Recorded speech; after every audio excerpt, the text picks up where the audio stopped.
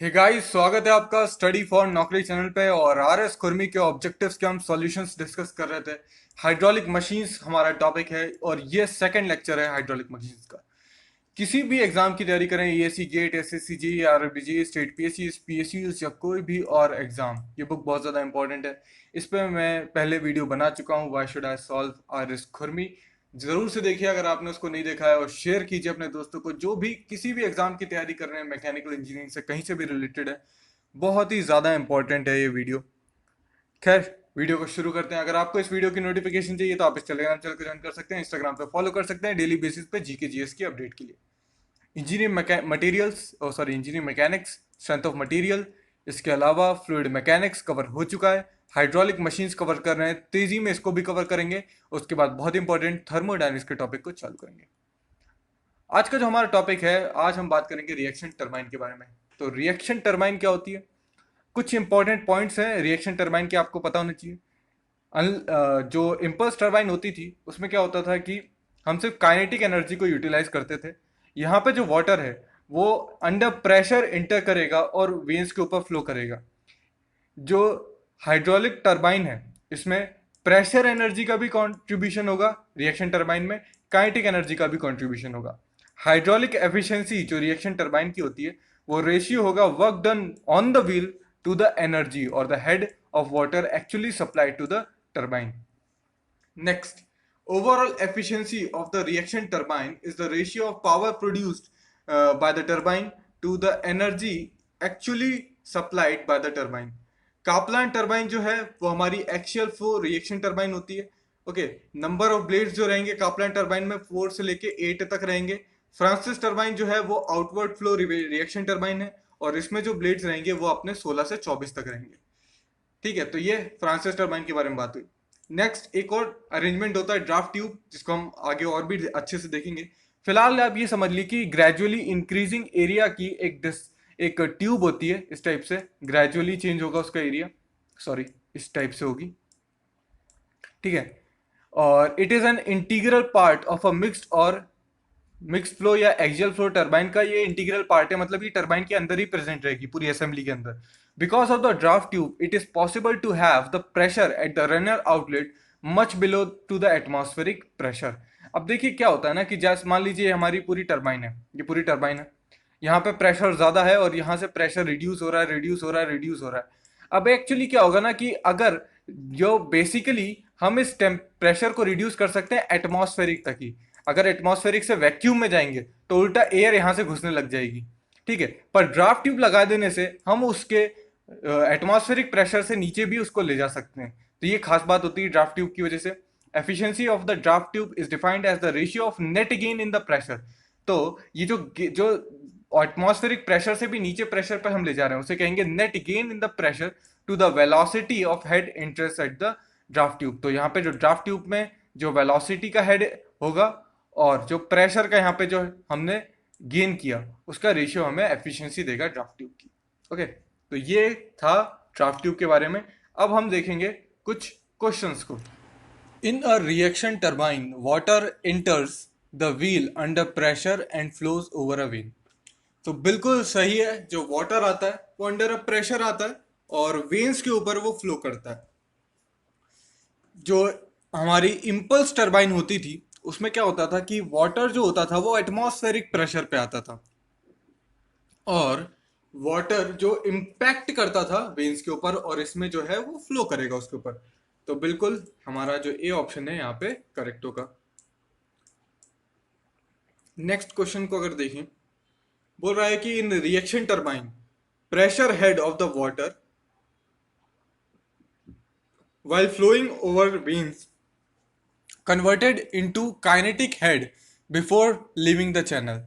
तो ऐसा बिल्कुल नहीं होता कि प्रेशर हेड कन्वर्ट होता है काइनेटिक हेड में। ये काम नोजल करती है, ये नोजल का काम है। ठीक है, टरबाइन के अंदर ऐसा नहीं होता।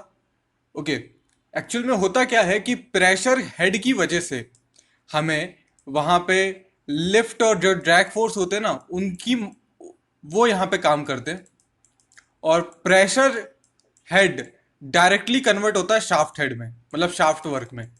जो प्रेशर है वो भी शाफ्ट वर्क में कंट्रीब्यूट करेगा, और जो काइनेटिक हेड है वो भी कंट्रीब्यूट करेगा। फिर है 44th, the function of guide when. तो गाइड वेन क्या करती हैं? मान लीजिए ये हमारी ब्लेड है, जो मूविंग ब्लेड है, तो गाइड वेन क्या करेंगी, इस वाटर को इस तरीके से डायरेक्ट करेंगी कि ये जो इस वेन पे जब ये फ्लो करे तो शॉकलेस हो, विदाउट शॉक। तो water into enters the runner without shock, allows water to flow over without forming eddies. और जब शॉक नहीं होगा तो यहाँ पे इम्पैक्ट इस तरीके का नहीं आएगा कि एडीज फॉर्म हो। Allows required quantity of water to enter into turbine, और जितना हम यहाँ पे फ्लो रेट को कंट्रोल कर सकते हैं। मान लीजिए कि हमारा एकदम से लोड बढ़ गया, टरबाइन के ऊपर लोड ज्यादा आ गया, तो हम फ्लो रेट बढ़ा सकते हैं। लोड घट गया तो उसको कम कर सकते हैं। तो ये सारे काम गाइडवेंस करते हैं। In a reaction turbine draft tube क्यों यूज करी जाती है? तो शुरुआत में हमने देखा ड्राफ्ट ट्यूब इसलिए यूज करी जाती है ताकि हम head of the water increase कर सके equal to the height of the runner outlet above the tail race. तो जितनी लंबी आपकी ड्राफ्ट ट्यूब होगी उतना ज्यादा आप हेड इंक्रीज करा लेंगे, 45 का आपका सी हो जाएगा। एफिशिएंसी कितनी होती है ड्राफ्ट ट्यूब की?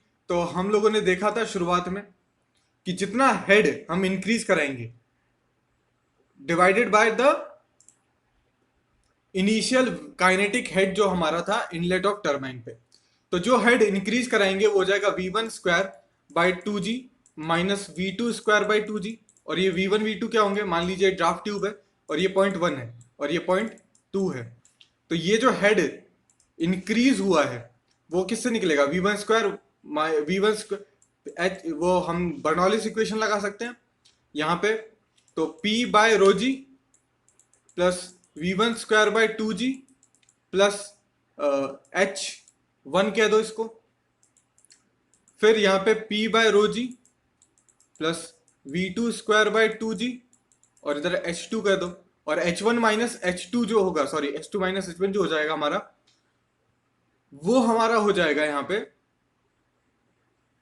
हेड जो हम इंक्रीज कराएंगे divided by initial velocity V1 square by 2G। तो 2G कट जाएगा, V1 square minus V2 square divided by V1 square. ये आपका करेक्ट ऑप्शन हो जाएगा, 46 का बी हो जाएगा। Which of the following statement is correct? इनमें से कौन सा करेक्ट है? In an impulse turbine water impinges on the bucket with the pressure energy, तो बिल्कुल नहीं, काइनेटिक एनर्जी से इंपिंजेंस करती है।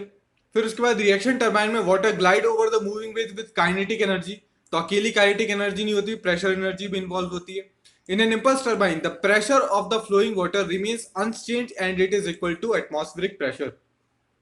तो ये बिल्कुल सही ऑप्शन है, डी भी पढ़ लेते हैं। In a reaction turbine the pressure of following water increases after gliding over the vanes. तो ऐसा नहीं है, प्रेशर हेड ही कंज्यूम होता है और वो हमें देता है शाफ्ट वर्क। जो शाफ्ट वर्क हमें मिलता है टर्बाइन में घूमने के बाद, वो कन्वर्ट होके मिलता है प्रेशर हेड से।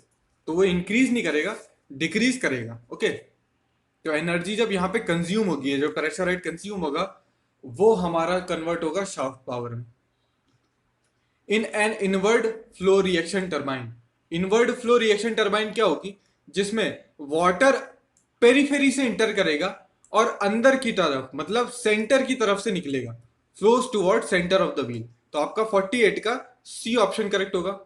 एक्सियल फ्लो टरबाइन में क्या होगा? मान लीजिए टरबाइन की एक्सेस है, ठीक है, इस तरीके से टरबाइन है, ये एक स्टेज है, और जो वाटर है वो इस तरीके से फ्लो करेगा, समझ रहे हैं?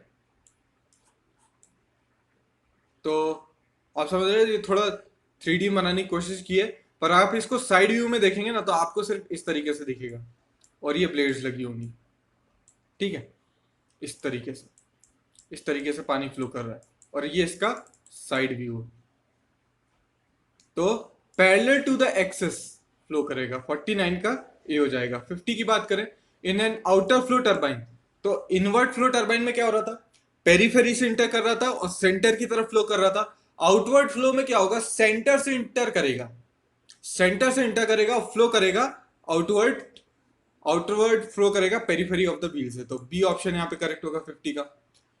In an mixed flow reaction turbine water, the flow of water partially radial and partially axial. तो मिक्स्ड फ्लो यही होगा, थोड़ा सा एक्शियल होगा, थोड़ा सा आपका रेडियल होगा।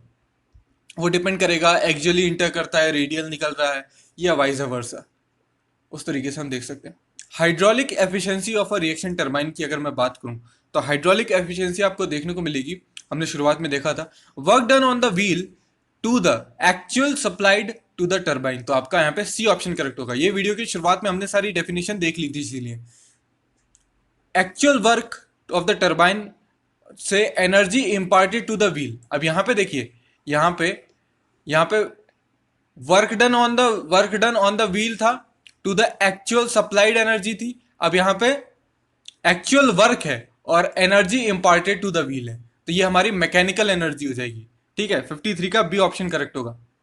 ठीक है, और अब आप देखिए, work done by actual supplied, ठीक है, इनटू अगर मैं कर दूं एक्चुअल वर्क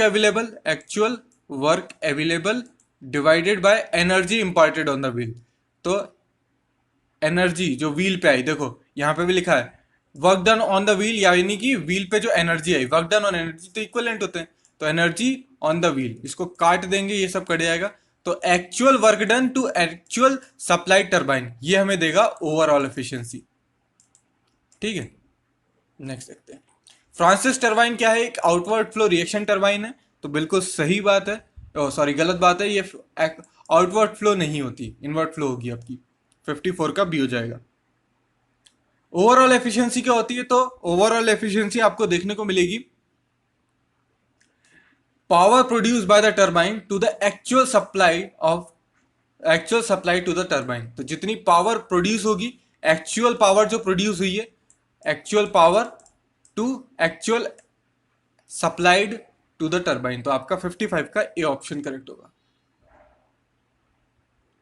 कापलान टरबाइन क्या होती है? तो कापलान टरबाइन आपकी एक्सियल फ्लो रिएक्शन टरबाइन है। ये आपको देखिए ऐसा याद ही करना पड़ेगा, ये टरबाइन की खासियत है या टरबाइन की प्रॉपर्टी, आपको ऐसे याद रखना पड़ेगा कि कापलान और प्रोपेलर ये दोनों आपकी होती है एक्सियल फ्लो टरबाइन।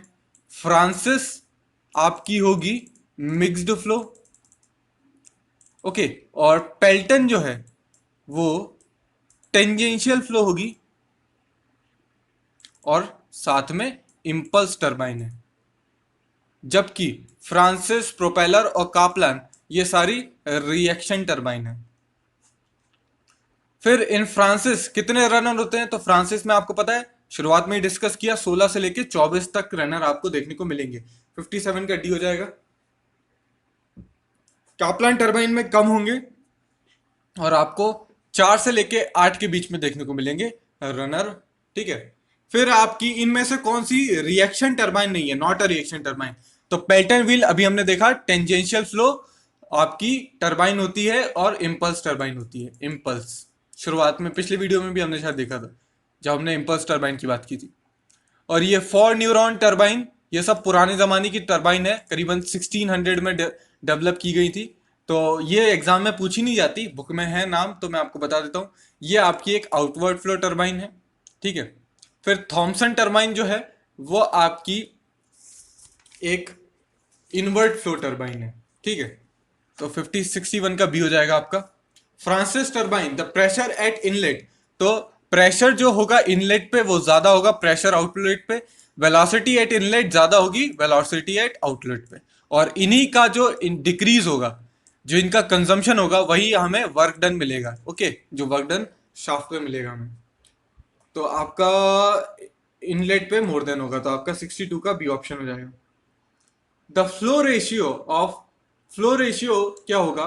तो velocity of flow at inlet to theoretical jet velocity, तो आपका ए ऑप्शन हो जाएगा फ्लो रेशियो की अगर मैं बात करूं। ठीक है, और एक और रेशियो होता है, जो फ्लो रेशियो होता है वो आपका 64 से लेके 0.5 से लेके 0.3 के बीच में लाई करेगा। नेक्स्ट अगर मैं बात करूं स्पीड रेशियो का, तो स्पीड रेशियो जो होता है वो u बाय वी होता है।